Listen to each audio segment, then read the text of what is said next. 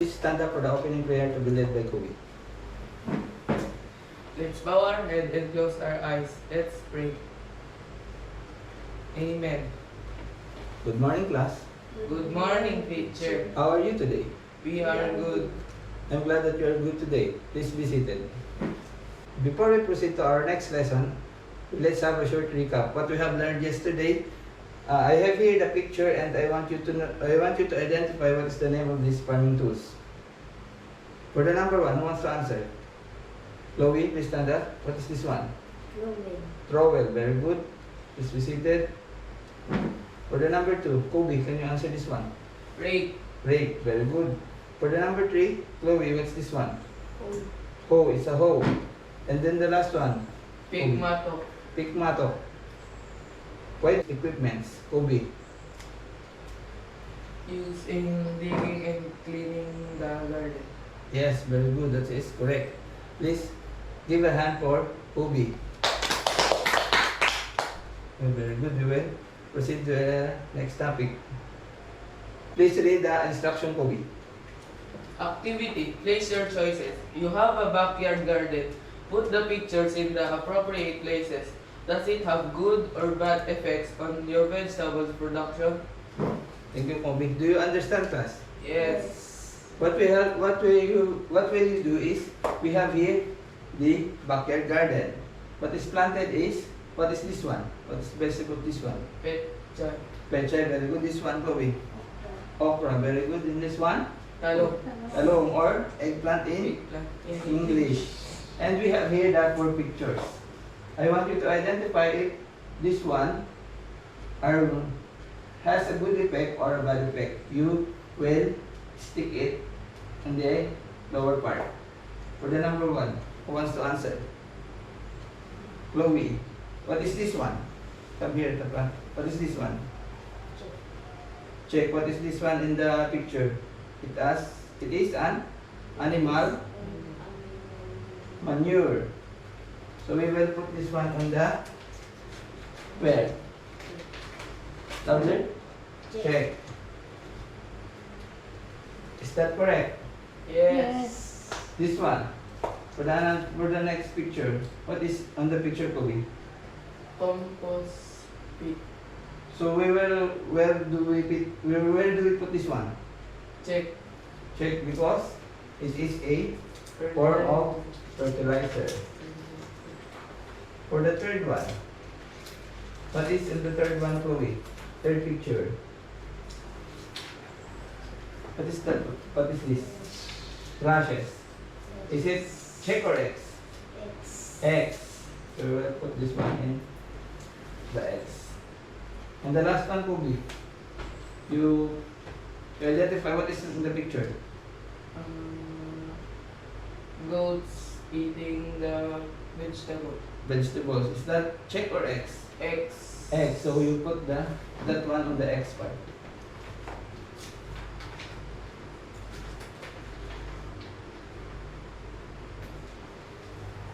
Is that correct? Yes. Thank you. It is correct. I am happy that you are learning in our lesson today. Demonstrate proper watering of plants. Explain how to properly cultivate the soil around the plant. Illustrate proper application of organic fertilizer to the plants. Thank you. Who wants to read the first statement? Kobe. Proper care of plants is a great help to grow and let a farmer have many harvests. There are many ways can be considered in fertilizing crops as regularly watering, tilling the soil and proper fertilizer application. Through this, the crops will remain healthy and the soil cultivated will not lose the nutrients that the plants need so that it may live long. Please remain standing, Kobe. What you have learned to what you have read. About fertilizing plants and watering plants. And watering plants, that is very good. You may take your seat. So, if we plan to make a garden, what is the benefit of doing a backyard garden? Who wants to answer? What is the benefit or the good effect for us? Let's say in the family you have a backyard garden. What is the benefit of the having a backyard garden in your places? Kobe. You can have your own vegetables that you have grown. Very good. That is correct. You don't need to buy anymore at the market because you have pechay, okra, or talong in your backyard. So it will be less expensive for you, and at the same time, that is healthy. Very good. So we will proceed to the next topic. So we have here the systematic methods of watering crops. Can you read, Chloe, the number 1? Water the plants in the morning. Afternoon watering is not recommended because it will cause the presence of pests. Do you understand? Yes. Kobe, what do you understand to the first statement? Only water the plants every morning. Morning. Why is it? It is not recommended to water your plants in the afternoon. To Because? para maiwasan yung mga insekto. Yes, that is correct. Thank you. Number 2, Chloe, can you read the number 2? Use a dipper and slowly water your plant. So, on the number 2, it says that you use a dipper. What is a dipper in Tagalog? Dipper or the tabo. The tabo. You should use the tabo to slowly water your plants. Why is that so? Because to avoid what could be? Para hindi po matay yung halaman. Yes, but it is, you should water the plants slowly because the soil will magkakalat. So, dapat dahan-dahan ang inyong pagdidilig. So, for the number 3, can you read the number 3, Kobe? Hand watering is ideal for small gardens. In vast garden, however, the use of hose is suggested because it controls the water flow. Garden, it is recommended that you put a faucet near the garden for you to or use the hose for you to spray only the water to your plants. So you will not get tired easily. And at the same time, you can control the pressure of the water. So for the next, we have a systematic method of tilling the soil. When you say tilling the soil, it is the cultivation of the soil around your plants. Can you read the number 1? Use a bolo, farmer's claw, or hand trowel to soften the soil. Definitely not hit the roots which will cause them to die. Make only shallow tillage, especially for plants with fine roots and the stem is soft. Longer roots strengthen the plants against strong winds. So thank you. What is this one? Bolo, Bolo. So it says that you can use this one for soften the soil. softening the soil. So but be careful on using this one because it has Sharp. sharp edges. So we will put this away because it is dangerous. So for the next one, Chloe, what is this one? This one is farmer's claw. Very good. It also you can use to Soften the to soil. soften the soil. And this one are the same. This two is the same. The smaller and the larger one. What do you call this one to be? And trowel, Hand trowel. It is also used to soften the soil. soften the soil. Very good. So number 2. Can you read?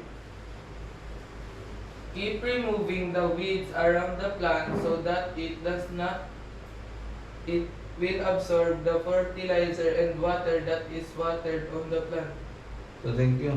So assuming you have a garden, this is your plant, and it says that you must remove the weeds. Where is the weeds on this picture?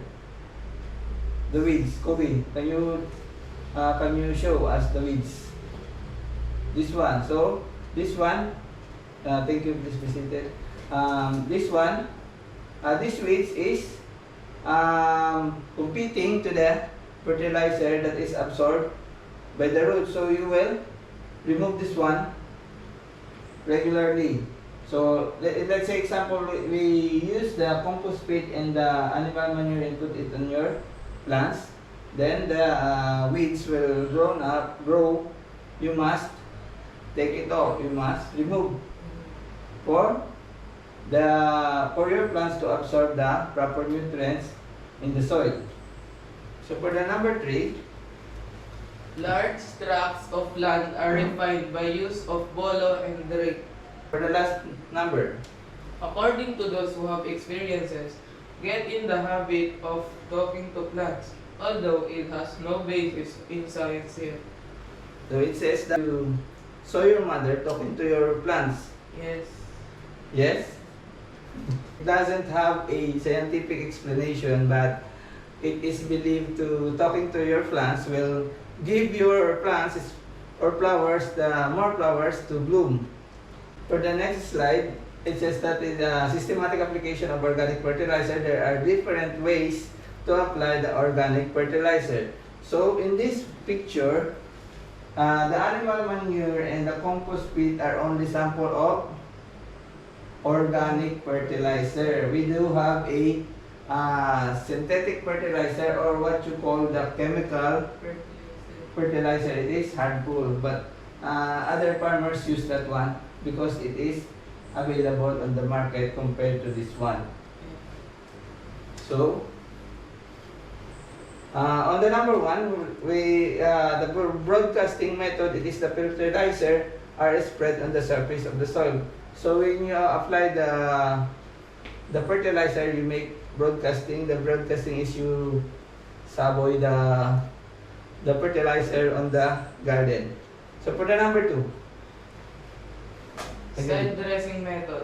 Organic fertilizer is placed on the ground nearby to the root of the plant by hand or a dedicated tool for this. so for the side dressing, let's say you have a plants like this. We will show it later. You will put the fertilizer at the side of the plants. For the number 3, Chloe, can you read? Foliar application method. This is done by watering or spraying organic fertilizer on plant leaves. For example, the sprinkling of crushed chili, onion, and ginger Mixed with water. So it is the organic fertilizer, like chili, onion, and ginger are the samples. You will soak it in the water and you will spray on the plants, or you will water the plants with that water. So for the number 4, basal application method it means that placing the organic fertilizer in by mixing into the soil before planting the plant. So before planting the plant on the pot or on the garden, you will place together with the soil. So you will put this one to the soil and this one to the soil before planting or transplanting your plants into the pots or your garden. So I will show you the example of this application method of fertilizer. So this one is the broadcasting. Broadcasting yung ginaganon. So nakikita natin sila kadalasan doon sa mga palayan, yung mga malalaking pataniman. Yan yung abono na yan ang ginagamit nila. Pero ito ay example of commercial or yung synthetic fertilizer na. Pero meron din naman mga organic. So ito naman yung tinatawag natin na side dressing. So once na this one is corn, and nakatanim sila ng palinya na ganyan, you will gagawa ka ng parang kanal tapos doon mo ibubunbun yung iyong abono para mapataba siya, magkaroon siya ng maraming bunga. So for the next slide, this one is the foliar. Yung foliar, ito yung hinahalo natin yung fertilizer doon sa tubig. So ini-spray nila or ididilig. So the last one is the basal application. So ito na yun siya, yung sinasabi natin kanina na isasama mo na siya before mo siya itanim. So magkakaroon kasi tayo ng seedlings, itatanim muna natin siya, papatubuin natin siya doon sa maliliit na yung mga holes na yan na mayroong lupa. Tapos pagka tumubo na siya, doon na natin siya ito transplant. So pag transplant natin doon sa garden, kasama na yung kanyang abono or yung kanyang compost doon sa tataniman. Do you want to watch a movie? Yes. So I will show you the proper plant. Ito yung punlaan. Punlaan, ito yung ating garden soil. So you should watch this one, and later I will ask questions.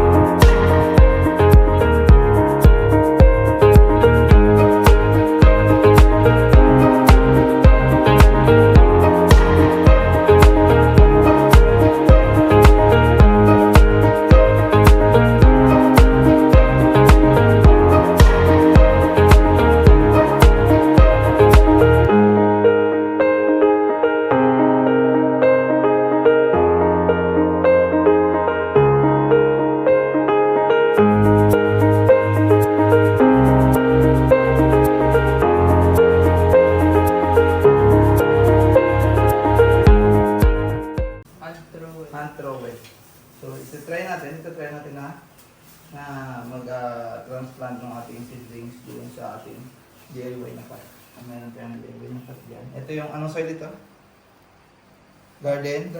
Garden soil, this one is fertilizer, yung organic fertilizer na animal manure. And this one is yung ating garden soil din na merong rice hull. So, ang sabi doon kanina, i-mix natin ang gagamitin natin na application ng fertilizer ay yung basal application. So, pwede natin i-try mo lang kung hindi natin kung kaya i-mix mo na lang dito sa una kasi medyo maliit ang ating area. I-mix mo. Pwede mo na natin.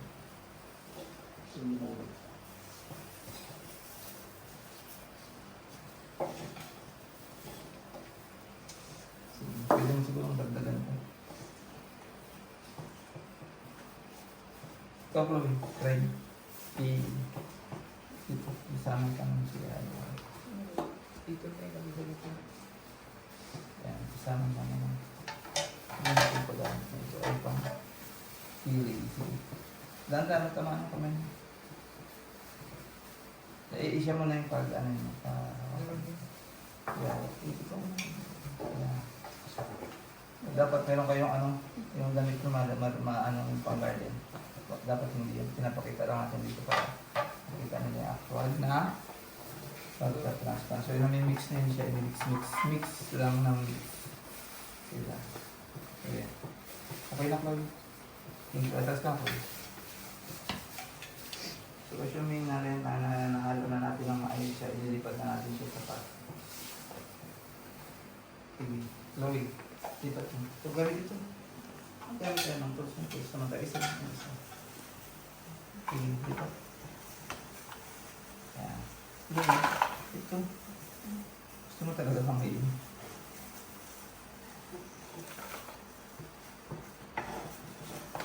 Yan. Dahan-dahan pa lang dito lang. Okay na siguro yun. Mandali lang. So, wala pa. Okay na. Ilalagyan na natin ang butas sa gitna.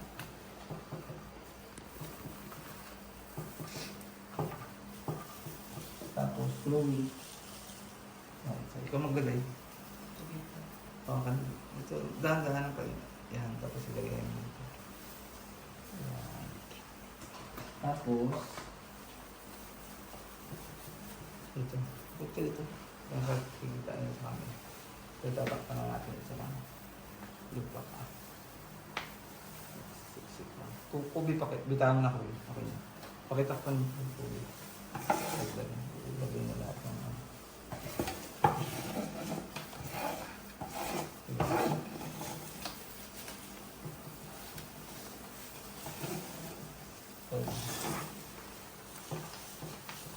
So, sisikin lang natin na kulang ang ating lupa sa tagal na.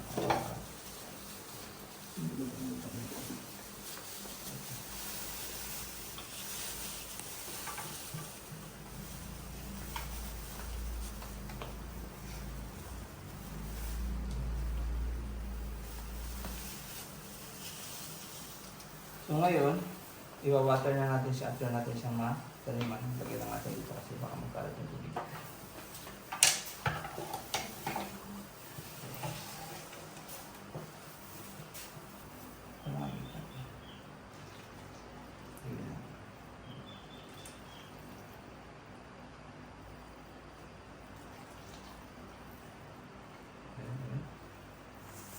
So yan, ganun mga angkot na yun.